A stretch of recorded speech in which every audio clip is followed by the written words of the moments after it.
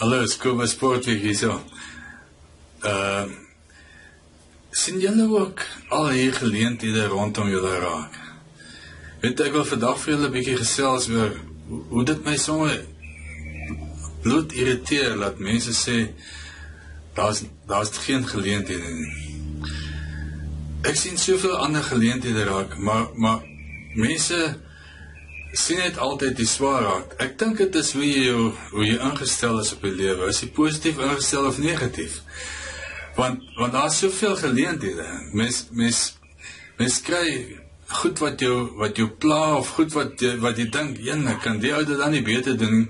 En dit is 'n geleentheid vir 'n besigheid, of is 'n geleentheid vir jou om in te spring en iets beter te doen. En ek is baie seker mense sê jy betaal vir daai diens. So vandag wil ek, is 'n kort video, ek wil net sê, hoe sien jy die lewe rondom jou raak? Sien jy geleenthede raak, of sien jy probleme raak? En probleme, kan ek jou sê, is heerlike geleenthede.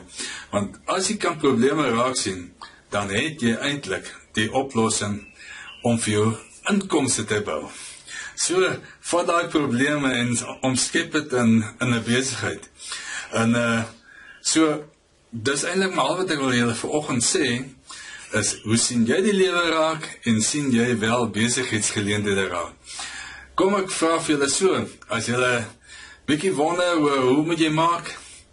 Hoekom gaan besoek julle nie ons website het? Ek het 2, kobusportweek.com of Archaio Services, dis ons besigheidse naam.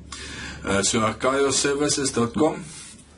En dan kan julle daar klik on booking, en dan gesels ons 'n bietjie op Skype, is 'n gratis oproepie, 30 minute wat ek met julle gratis sal gesels oor, hoe kan jy 'n probleem in 'n besigheid omskep.